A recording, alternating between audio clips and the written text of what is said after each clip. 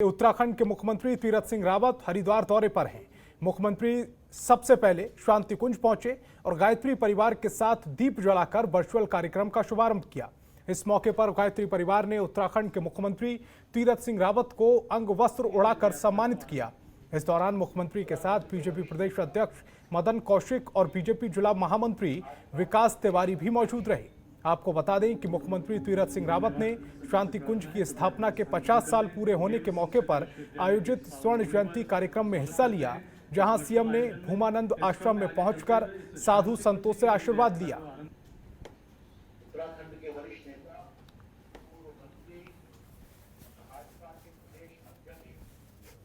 प्रदेश के बहुत ही लोकप्रिय मुख्यमंत्री आदरणीय तीरथ सिंह रावत जी प्रारंभ में आज एक डाक टिकट का अनावरण भारत के केंद्रीय मंत्री ने शांति कुंज के 50 वर्ष पूर्ण होने के अवसर पर किया, तो उस संबंध में कार्यक्रम में भाग लिया।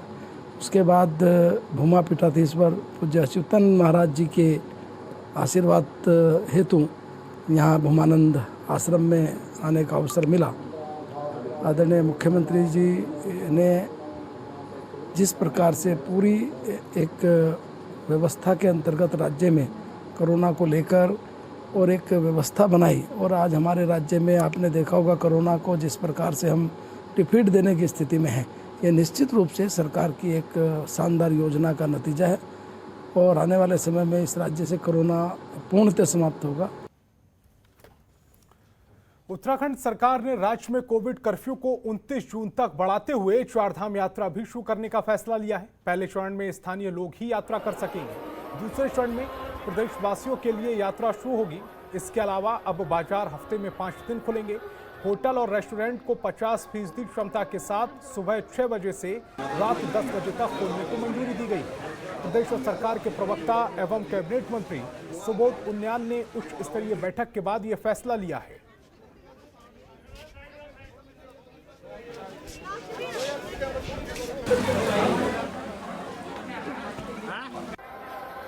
को लेकर बहुत महत्वपूर्ण निर्णय लिया गया।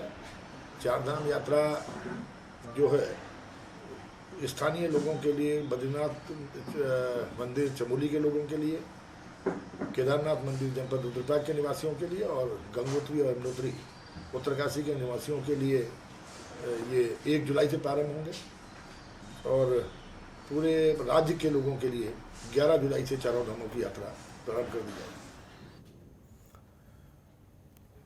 तो 11 जुलाई से प्रदेश भर के लोगों के लिए चारधाम यात्रा खोलने का फैसला लिया गया है, लेकिन 1 जुलाई से चारधाम यात्रा दोबारा से शुरू हो रही है। उत्तराखंड से ये बड़ी खबर है और सिर्फ स्थानीय लोग ही 1 जुलाई से 10 जुलाई के बीच चारधाम यात्रा पर जा सकेंगे। इसके लिए भी RT-PCR रिपोर्ट का निगेटिव होना जरूरी है। इसके अलावा कोरोना गाइडलाइन का भी पूरा पालन करना होगा। 11 जुलाई से प्रदेश के बाकी लोगों के लिए भी चारधाम यात्रा के दरवाजे खोल दिए जाएंगे। उन्हें जाने की परमिशन होगी, लेकिन शर्त वही होगी कि कोरोना रिपोर्ट निगेटिव होनी चाहिए और कोरोना गाइडलाइन का पालन करना होगा।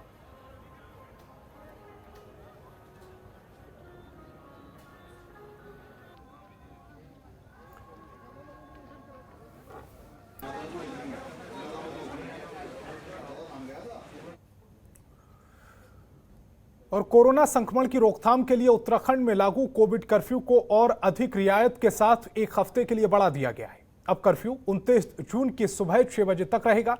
इस दौरान बार और होटलों को 50% क्षमता के साथ संचालित करने की अनुमति दी गई है। इसके साथ ही बाजार 3 दिन की बजाय 5 दिन खोल सकेंगे। वहीं सरकारी कार्यालय में 50% क्षमता के साथ खोलने की परमिशन दी गई है।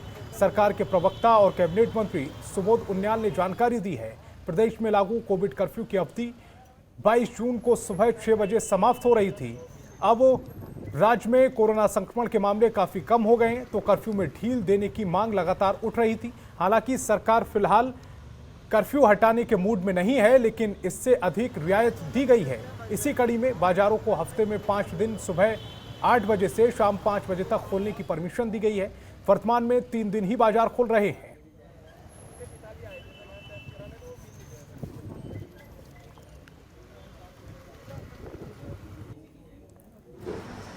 22 तारीख से 29 तारीख तक कई रिलैक्सेशन के साथ लागू करने का निर्णय लिया गया। दुकानें हफ्ते में 5 दिन खुलेंगी और वीकेंड को सैटरडे और संडे को बंद रहेंगी। और रेस्टोरेंट और की जो डाइनिंग थी, अब वो 50% कैपेसिटी तक अपने डाइनिंग का इस्तेमाल कर सकते हैं। इसके अलावा बार भी 50% कैपेसिटी के साथ अलाउ की गई हैं। इसके साथ साथ जो ऑफिसेज हैं, चाहे वो गवर्नमेंट सेक्टर्स के हों या प्राइवेट सेक्टर्स के हों या सेंट्रल गवर्नमेंट के हों, सभी ऑफिसेज को 50% कैपेसिटी के साथ खोलने का निर्णय लिया गया। इसेंशियल सर्विस वाले जो ऑफिस हैं वो पूरी कैपेसिटी के साथ खोलेंगे। उत्तराखंड सरकार ने कोविड कर्फ्यू को 29 जून तक बढ़ा दिया गया है, लेकिन सबसे बड़ी राहत की बात यह है कि उत्तराखंड सरकार ने जो आज एसओपी जारी करी है, उस एसओपी में के अंदर ये बताया गया है कि राज्य में अब जो होटल व्यवसायी हैं उनके लिए बड़ी राहत की खबर सरकार ने दी है। अब होटल व्यवसायी 50% क्षमता के साथ अपने होटलों का संचालन कर सकेंगे।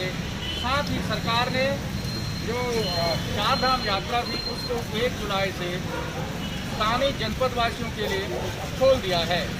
सबसे बड़ी बात यह है कि कई छूटों के साथ सरकार ने इस एसओपी को जारी किया है और यहाँ पर जितने भी व्यवसायी हैं उनको राहत देने का काम किया है। वीडियो जर्नलिस्ट मयूर उपाध्याय के साथ मैं कैलाश जोशी, जनतंत्र टीवी, देहरादून। और टिहरी में पूर्व कैबिनेट मंत्री दिनेश धने ने ग्रामीणों के साथ खेतों की जुताई कर धान की रोपाई की। उन्होंने कहा कि जो लोग रोजगार की तलाश में बाहर चले गए, उन्हें भी समय निकालकर अपनी खेती की ओर ध्यान देने की जरूरत है। साथ ही उन्होंने कहा कि सरकार को भी पहाड़ में बंजर होती खेती को बचाने के लिए ठोस नीति बनानी चाहिए, जिससे लोग खेतीबाड़ी की ओर लौट आएं और राज्य में बेरोजगारी भी कुछ हद तक कम होगी।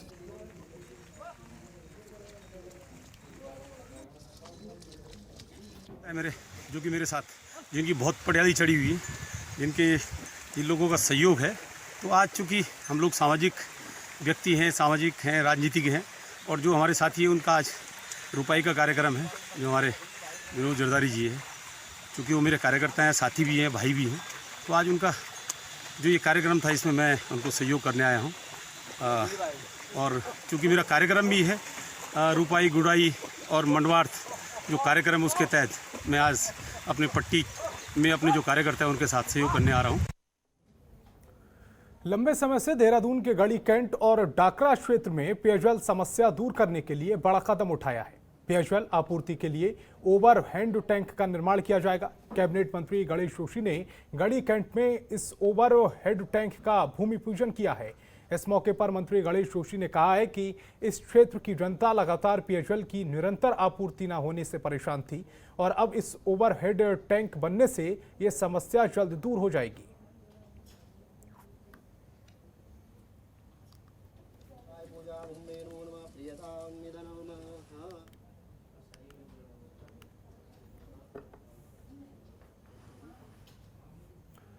और हल्द्वानी में बीजेपी सरकार के 4.5 साल के कामों को लेकर आम आदमी पार्टी ने प्रदेश सरकार पर निशाना साधा है। हल्द्वानी में आयोजित प्रेस कॉन्फ्रेंस में आप के प्रदेश प्रवक्ता वसंत कुमार आर्या ने सरकार के 100 दिनों के कामकाज पर सवाल उठाते हुए कहा है कि कोविड-19 से निपटने में तीरथ सरकार पूरी तरीके से विफल रही है। वहीं संक्रमण फैलाने के लिए मुख्यमंत्री का हरिद्वार में कुंभ आयोजन कराना ही एक बड़ी वजह माना जा रहा है। वहीं कुंभ में फर्जी कोरोना टेस्ट मामले में भी आम आदमी पार्टी ने सरकार को कटघरे में खड़ा किया है और कहा है कि ये कोई प्रशासनिक चूक नहीं है, बल्कि भ्रष्टाचार का जीता जागता उदाहरण है, जिसको लेकर आम आदमी पार्टी जनता के बीच जाएगी।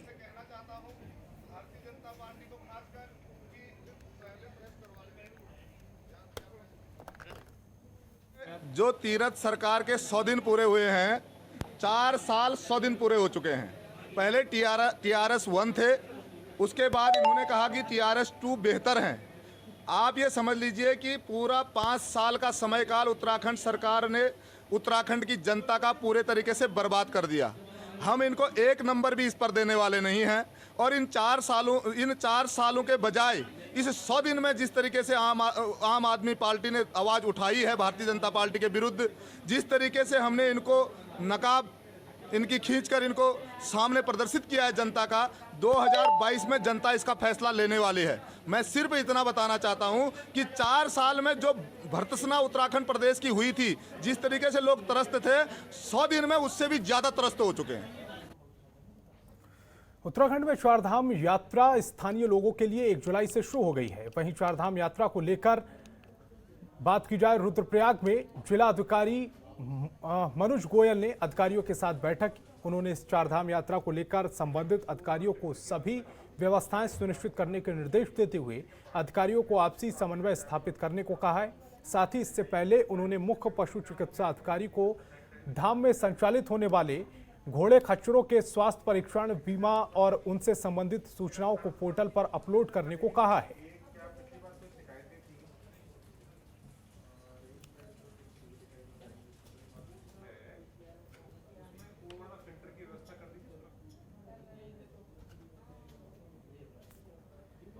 कोरोना संक्रमण के बीच जहां प्रदेश सरकार ने उत्तराखंड में कोविड कर्फ्यू जारी किया है, वहीं धार्मिक आयोजन को लेकर भी सरकार बेहद गंभीर है। हरिद्वार में महाकुंभ के बाद दशहरा और 21 जून को निर्जला एकादशी होने वाले गंगा स्नान को लेकर शासन प्रशासन पूरी तरह से मुस्तैद है। शासन की ओर से गंगा दशहरा स्नान को स्थगित करते हुए बाहरी श्रद्धालुओं के आने पर प्रतिबंध लगाया गया है। नारसन बॉर्डर से उत्तराखंड में प्रवेश करने वाले यात्रियों को कोविड की नेगेटिव रिपोर्ट दिखाने के बाद ही प्रवेश दिया जाएगा। आपको बता दें कि 20 और 21 जून को गंगा दशहरा और निर्जला एकादशी पर हरिद्वार में स्नान करने पर रोक को लेकर मंगलौर पुलिस प्रशासन ने नारसन बॉर्डर पर सख्ती बढ़ा दी है और हरिद्वार में गंगा स्नान में आने वाले श्रद्धालुओं को वापस भेजा जाएगा।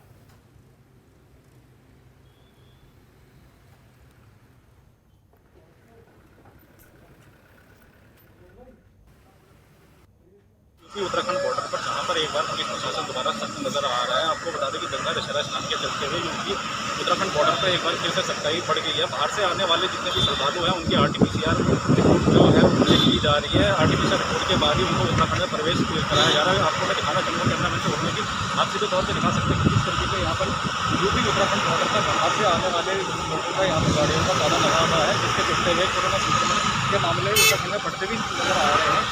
इसको देखते हुए उत्तराखंड सरकार ने गंगा दशहरा स्नान को लेकर गंगा दशहरा स्नान के चलते हुए यूपी उत्तराखंड बॉर्डर पर यहाँ चेकिंग तेज कर दी गई है। कैमरा के साथ